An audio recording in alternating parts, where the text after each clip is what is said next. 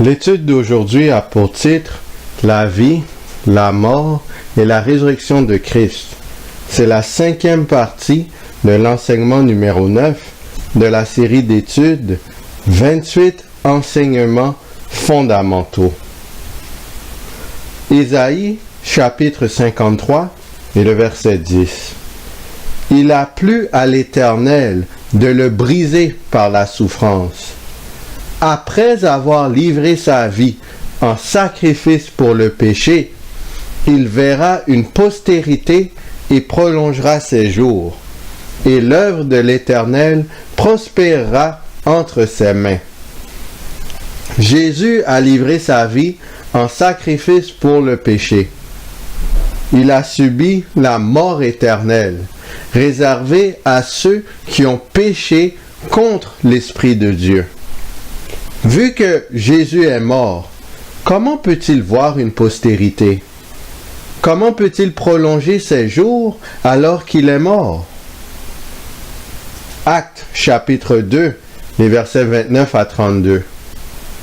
Hommes, frères, qu'il me soit permis de vous dire librement au sujet du patriarche David qu'il est mort, qu'il a été enseveli et que son sépulcre existe encore aujourd'hui parmi nous. Comme il était prophète et qu'il savait que Dieu lui avait promis avec serment de faire asseoir un de ses descendants sur son trône, c'est la résurrection du Christ qu'il a prévue et annoncée, en disant qu'il ne serait pas abandonné dans le séjour des morts et que sa chair ne verrait pas la corruption. C'est ce Jésus que Dieu a ressuscité. Nous en sommes tous témoins. Actes chapitre 3, les versets 13 à 15. Le Dieu d'Abraham, d'Isaac et de Jacob, le Dieu de nos pères, a glorifié son serviteur Jésus, que vous avez livré et renié devant Pilate, qui était d'avis qu'on le relâchât.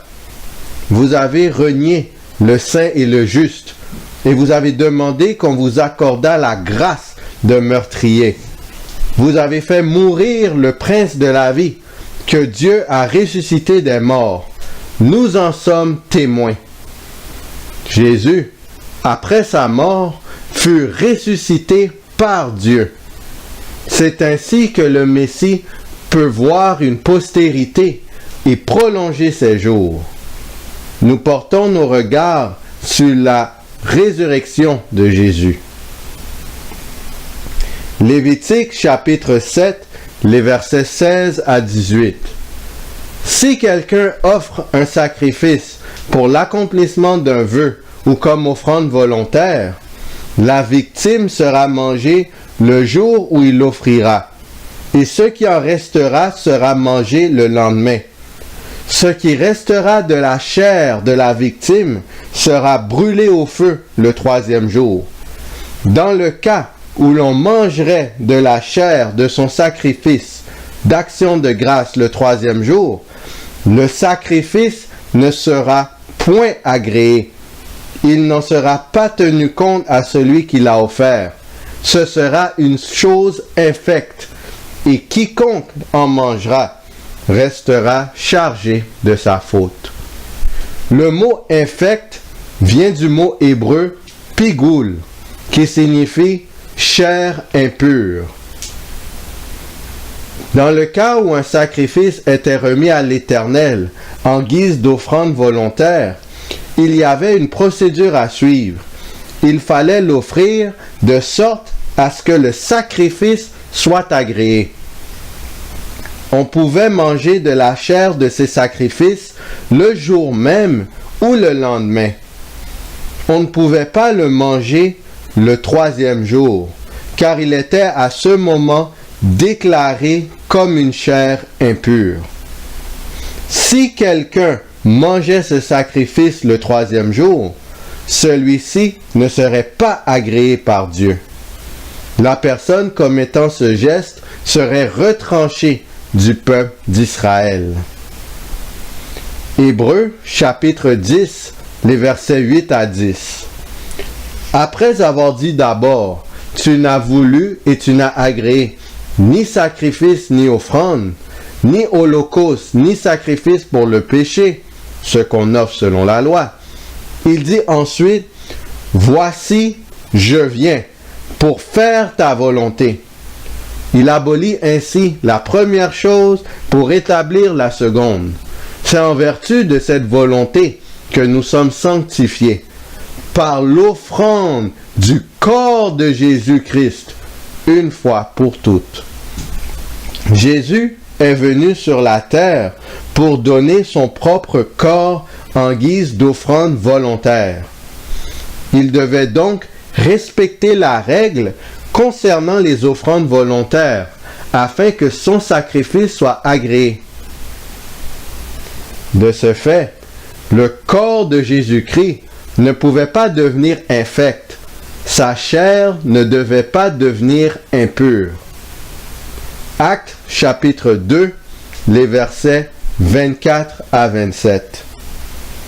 Dieu l'a ressuscité en le délivrant des liens de la mort, parce qu'il n'était pas possible qu'il fût retenu par elle.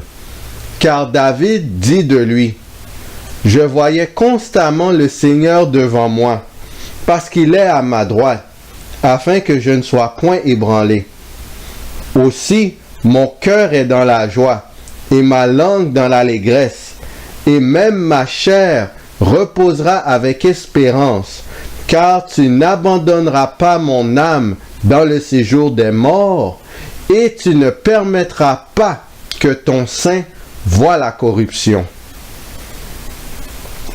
Luc, chapitre 24, le verset 46. Et il leur dit, « Ainsi il est écrit que le Christ souffrirait et qu'il ressusciterait des morts le troisième jour. » Actes, chapitre 10, les versets 39 et 40. Nous sommes témoins de tout ce qu'il a fait dans le pays des Juifs et à Jérusalem. Ils l'ont tué en le pendant au bois. Dieu l'a ressuscité le troisième jour et il a permis qu'il apparût. Fidèle à la loi concernant le sacrifice, Dieu n'a pas permis que la chair de Jésus-Christ devienne impure, corrompue. Pour ce faire, il a ressuscité Jésus-Christ le troisième jour, conformément à la loi sur les offrandes volontaires. Jean chapitre 20, les versets 16 à 18. Jésus lui dit, « Marie !» Elle se retourna et lui dit en hébreu, « Rabouni !» c'est-à-dire « Maître !» Jésus lui dit, « Ne me touche pas, car je ne suis pas encore monté vers mon Père. Mais va trouver mes frères, et dis-leur que je monte vers mon Père et votre Père, vers mon Dieu et votre Dieu. » Il était primordial que Jésus-Christ se présente au ciel devant son Père le jour de sa résurrection. Il devait s'assurer que son sacrifice était agréé par Dieu. Vu que Christ était ressuscité le troisième jour, selon les règles établies par Dieu, son sacrifice put être agréé par le Père. Ésaïe, chapitre 53, le verset 10. Il a plu à l'Éternel de le briser par la souffrance. Après avoir livré sa vie en sacrifice pour le péché, il verra une postérité et prolongera ses jours. Et l'œuvre de l'Éternel prospérera entre ses mains. Quelle fut la postérité de Jésus qu'il a vu prendre naissance après sa résurrection? Romains chapitre 1, les versets 3 et 4. Et qui concerne son fils, né de la postérité de David selon la chair, et déclaré fils de Dieu avec puissance, selon l'esprit de sainteté, par sa résurrection d'entre les morts, Jésus-Christ notre Seigneur. Romains chapitre 1, le verset 5. par qui nous avons reçu la grâce et l'apostolat pour amener en son nom à l'obéissance de la foi tous les païens. Romains chapitre 8, les versets 16 et 17. L'Esprit lui-même rend témoignage à notre esprit que nous sommes enfants de Dieu. Or, si nous sommes enfants, nous sommes aussi héritiers, héritiers de Dieu et co-héritiers de Christ, si toutefois nous souffrons avec lui, afin d'être glorifiés avec lui. Le Saint-Esprit dit aux chrétiens qu'ils sont des enfants de Dieu. La postérité de Christ est l'Église chrétienne sous la direction des apôtres. 1 Corinthiens chapitre 15, les versets 14 à 18. Et si Christ n'est pas ressuscité, notre prédication est donc vaine, et votre foi aussi est vaine. Il se trouve même que nous sommes de faux témoins à l'égard de Dieu, puisque nous avons témoigné contre Dieu qu'il a ressuscité Christ, tandis qu'il ne l'aurait pas ressuscité, si les morts ne ressuscitent point. Car si les morts ne ressuscitent point, Christ non plus n'est pas ressuscité. Et si Christ n'est pas ressuscité, votre foi est vaine. Vous êtes encore dans vos péchés. Et par conséquent aussi ceux qui sont morts en Christ sont perdus. 1 Corinthiens chapitre 15, versets 19 à 22. Si c'est dans cette vie seulement que nous espérons en Christ, nous sommes les plus malheureux de tous les hommes. Mais maintenant, Christ est ressuscité des morts. Il est les prémices de ceux qui sont morts. Car, puisque la mort est venue par un homme, c'est aussi par un homme qu'est venue la résurrection des morts. Et comme tous meurent en Adam, de même aussi, tous revivront en Christ. Le plan de la rédemption ne pouvait pas être couronné de succès sans la résurrection de Christ. Si Jésus était resté dans la tombe, son corps serait devenu infect et son sacrifice n'aurait pas été agréé par Dieu. Si le sacrifice de Jésus n'était pas accepté, les humains n'auraient aucun espoir de salut en Jésus-Christ. La race humaine serait condamnée à mort en vertu de ses péchés. Il ne serait pas possible de vaincre le péché. La foi et la confiance que les humains auraient en Jésus-Christ n'auraient aucune raison d'être. Elles seraient vaines. Heureusement, Christ est bel et bien ressuscité le 3e jour. Son sacrifice fut donc accepté par le Père. En vertu de sa résurrection, l'humanité peut avoir l'assurance de vaincre le péché et de revivre en Christ. La foi en Jésus-Christ a ainsi un fondement solide. Qui allons-nous choisir? Est-ce qu'on choisit l'agneau de Dieu, la victoire sur la mort? Ou est-ce qu'on choisit le camp du serpent? On choisit la mort éternelle, sans espérance de salut, le désespoir total. Jésus est le Dieu de l'espérance et de l'assurance du salut.